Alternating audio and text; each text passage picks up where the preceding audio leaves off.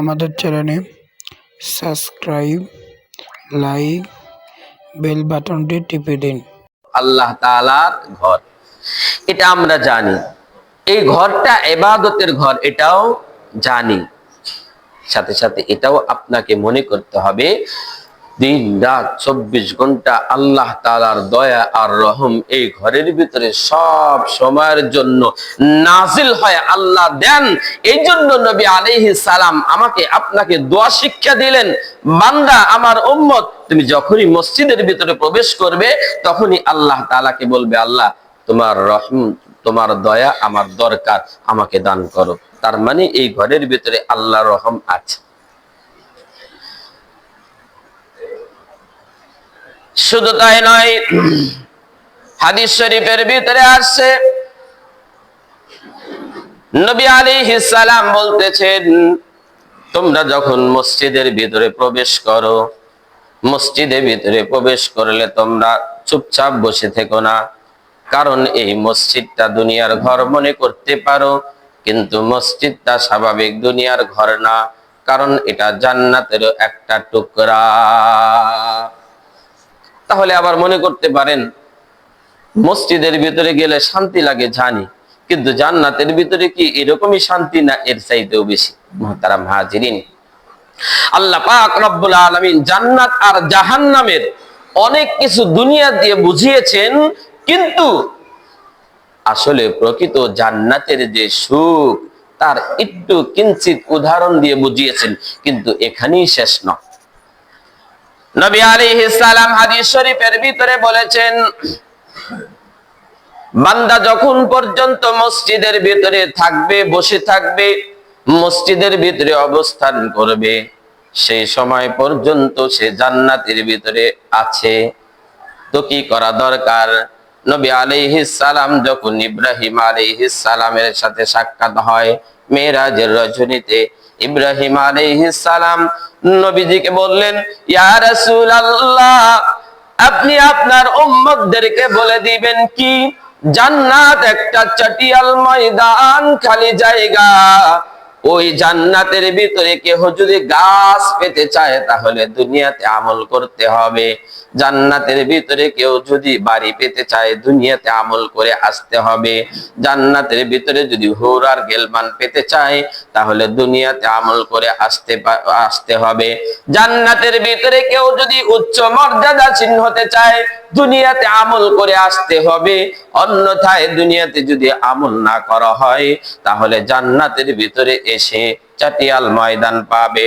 নবী আলাইহিস সালামকে ইব্রাহিম আলাইহিস সালাম বললেন, ইয়া রাসূলুল্লাহ, আপনি আপনার উম্মতদেরকে জানিয়ে দিবেন তারা যদি জান্নাতের ভিতরে গাছ লাগাইতে চায় তাহলে তারা যেন জমিনের ভিতরে বেশি বেশি সুবহানাল্লাহ, আলহামদুলিল্লাহ, লা ইলাহা ইল্লাল্লাহু আল্লাহু আকবার। নবী আলাইহিস সালাম হাদিস শরীফের ভিতরে বলেছেন, মসজিদের ভিতরে যতক্ষণ পর্যন্ত উম্মত বসে থাকবে, ওই বসে থাকা এমনি বসে থাকা যাবে না। সে তো একটা জান্নাতের ভিতরে আছে, তো জান্নাতের ভিতরে থাকলে কি করতে হবে? তার চিন্তা করতে হবে আমার আসল জান্নাতের শ্যামল আর কিভাবে আমার রাজপ্রাসাদ হয়, এই চিন্তা করতে হবে। এই জন্য নবী আলাইহিস সালাম বললেন, মসজিদের ভিতরে থাকলে সুবহানাল্লাহ, আলহামদুলিল্লাহ, এই জিকিরগুলো বেশি বেশি আদায় করতে হবে। মুহতারাম হাজিরিন, মসজিদের ভিতরে একটা মানুষ যতক্ষণ পর্যন্ত থাকবে তার ফজিলত কি? আপনার আমার ঘরগুলো চিন্তা করেন, আপনার আমার ঘরগুলোর ভিতরে বসবাস করে শয়তান, আর আল্লাহর ঘর মসজিদের ভিতরে সব সময়ের জন্য থাকে আল্লাহর ফেরেশতা। কেমনে করে? যেই মানুষটা মসজিদের ভিতরে সময় বেশি দেয়, যেই মানুষটা নামাজের আগে মসজিদে আসে, আবার নামাজের পরে আবার মসজিদে অবস্থান করে চলে যায়, নবী আলাইহিস সালাম হাদিস শরীফের ভিতরে বলেছেন, এরা হলো মসজিদের খুঁটি স্বরূপ, এরা হলো মসজিদের খুঁটি স্বরূপ। যারা মসজিদের ভিতরে বসে থাকে, জিকির আজকার করে, তাদের সাথে আল্লাহ রাব্বুল আলামিন ফেরেশতা নাজিল করে দেন। ওই ফেরেশতারা এসে মসজিদের ভিতরে যেই মানুষটা, যেই মুসল্লিটা বসে আছে তার পাশে বসে থাকে। যদি কখনো ওই মুসল্লিটা মসজিদের ভিতরে না থাকে, ফেরেশতারা তালাশ করতে থাকে, বান্দা তো মসজিদের ভিতরে আগেই আসতো, আজকে দেখি না কেন? বান্দা তো মসজিদের ভিতর থেকে পরে যাইতো, আজকে এই এলাকার অমুককে কেন দেখা যায় না? ফেরেশতারা তালাশ করতে থাকে। সে যদি বাসার ভিতরে অসুস্থ হয়ে পড়ে, আল্লাহর ফেরেশতাগুলো ওই অসুস্থ মানুষ যে মসজিদে থাকতো, মসজিদে ইবাদত করত, মসজিদে জিকির আজকার করত, ওই মানুষটাকে দেখার জন্য আল্লাহ ফেরেশতা পাঠিয়ে দেন। শুধু তাই নয়, কোন প্রয়োজনে নবীর উম্মত যদি মসজিদের ভিতরে না আসতে পারে কোন প্রয়োজনের ক্ষেত্রে, তাহলে আল্লাহ পাক ফেরেশতা নাজিল করে ওই মানুষটা, যেই মানুষটা মসজিদের ভিতরে অবস্থান করে, ওই মানুষটার প্রয়োজনগুলো আল্লাহ ফেরেশতার মাধ্যমে মিটা দেন। আল্লাহ পাক রব্বুল আলামিন যখন কিয়ামত সংগঠিত করবেন, কিয়ামত হয়ে যাবে, পৃথিবীর একটা বালাখানা, একটা বাড়িও ঠিক থাকবে না। যত মজবুত করে আপনি বাড়ি করেছেন, আল্লাহ যখন কিয়ামত সংগঠিত করবেন, কোন বাড়ি সেদিন জমিনের বুকে থাকবে না, কোন ঘর সেদিন জমিনের বুকে থাকবে না, সবকিছু চূর্ণ বিচূর্ণ হয়ে যাবে। কিন্তু আল্লাহর জমিনে, আল্লাহর ঘর মসজিদ গুলো, যেখানে সিজদা করা হইতো, যেই জায়গাগুলো আল্লাহর ইবাদত করা হইতো, যেই ঘরগুলো আল্লাহর ঘর মসজিদ, এই মসজিদ গুলো কোনো কিছুই হবে না, আপন বহাল অবস্থায় ঠিক থাকবে। দুনিয়ার এমন কোন ঘর নাই যেটা ঠিক থাকবে, সব চূর্ণ বিচূর্ণ হয়ে যাবে, কিন্তু ঠিক থাকবে একমাত্র আল্লাহর ঘর মসজিদ। তাহলে এই হাদিস দ্বারা, এই কথার দ্বারা আমরা কি বুঝতে পারি? যে আমাদের মুসিবত আসলে কোথায় আসবো? মসজিদে আসবো। মসজিদ হলো আরাম, শান্তি, নিরাপত্তার ঘর।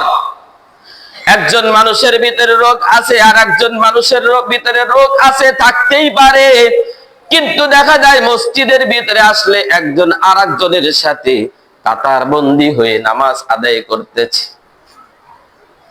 নাকি এমন যে ওর শরীরের ভিতরে রোগ আছে, ও একজন ভালো মানুষের সাথে দাঁড়াইতে পারবে না? এটা নিরাপত্তার জায়গা। এই ঘরে তার জিম্মাদারি স্বয়ং আল্লাহ।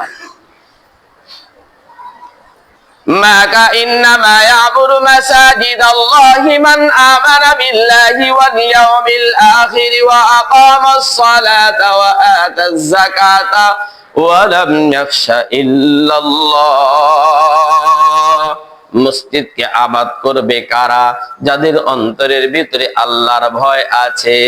শুধু রাষ্ট্রীয় হুকুম জারি করবে মসজিদের ভিতরে এমন না, করোনা আসছে, আসতেই পারে, তাই বিদায় মসজিদের ভিতরে আসা যাবে না এমন নয়। মসজিদ তো আরাম, শান্তি, নিরাপত্তার ঘর। মসজিদের ভিতরে আসলে দায়িত্ব হলো আল্লাহর। মসজিদের ভিতরে একজন আর একজনের সাথে দাঁড়াইতে পারে, কিন্তু যখন করোনা আসে, দেখা যায় মসজিদের ভিতরে দাঁড়ানো যাবে না, মসজিদের ভিতরে একসাথে থাকা যাবে না। ওয়ালাম ইয়াখশা ইল্লাল্লাহ। মসজিদ নির্মাণ করবে, মসজিদ আবাদ করবে কারা? যারা আল্লাহর ভয় করে তারা। মানুষের নিরাপত্তার জায়গা মসজিদ। আর বিপদ আসলে যদি মসজিদেই না আসতে পারি, কিয়ামত হইলে সব ধ্বংস হয়ে যাবে, মসজিদ ঠিক থাকবে। তা আমরা কি করব? যত সম্ভব বেশি সময় মসজিদের ভিতরে থাকা। আল্লাহর ঘর মসজিদের সাথে আমরা কিভাবে সম্পর্ক করব? নাম্বার 1, মসজিদের সাথে আমাদের সম্পর্ক থাকবে যেহেতু আমরা আল্লাহ পাক রব্বুল আলামিনের প্রতি ঈমান গ্রহণ করেছি। আল্লাহর প্রতি ঈমান গ্রহণ করতে করলে আল্লাহর ঘর মসজিদ, সুতরাং আল্লাহর ঘর মসজিদের প্রতিও আমাদের বিশ্বাস রাখতে হবে, আজমত রাখতে হবে।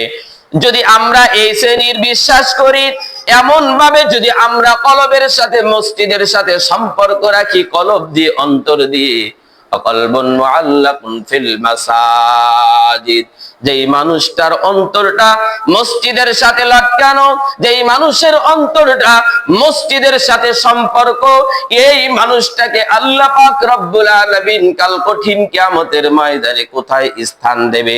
সূর্য যখন আস্তে আস্তে আস্তে আস্তে আস্তে আস্তে মানুষের মাথার উপরে চলে আসবে, যখন আস্তে আস্তে তাপ দিবে, তাপের অবস্থা এমন হবে যার যার গুনাহ যেই পরিমাণ, তার শরীরের ঘাম সেই পরিমাণ হয়ে যাবে।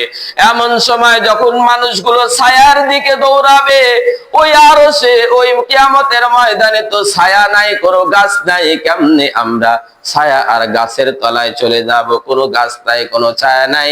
কিন্তু ওই মুহূর্তে ওই বিপদের সময় আল্লাহ এক শ্রেণীর মানুষকে আল্লাহর নিকটে আল্লাহর আরশের নিচে ছায়ায় ছায়া দান করবেন। তারা হলো দুনিয়ার ভিতরে যাদের অন্তর মসজিদের সাথে লাগানো। যারা দুনিয়ার ভিতরে মসজিদের সাথে অন্তর লাগানো, তারা আল্লাহর আরশের নিচে ছায়া পাবে। আল্লাহ, মসজিদের সাথে যে অন্তর লাগানো, এর ব্যাখ্যা কি? আল্লাহর ঘর মসজিদ ভরারির ভিতরে একটা আছে, সবাই জানি। তা আমার অন্তরেও আছে যে মসজিদ ভরারির ভিতরে একটা মসজিদ আছে, আমাকে এলাকার একটা মসজিদ আছে, এরকম না, এরকম না। আল্লাহর ঘর মসজিদের সাথে আমার অন্তর লাগানো আর লটকানোর অর্থ হলো, যখনই আল্লাহ তাআলার হুকুমের ডাক চলে আসবে, আমি একটা নামাজ আদায় করব, তারপরে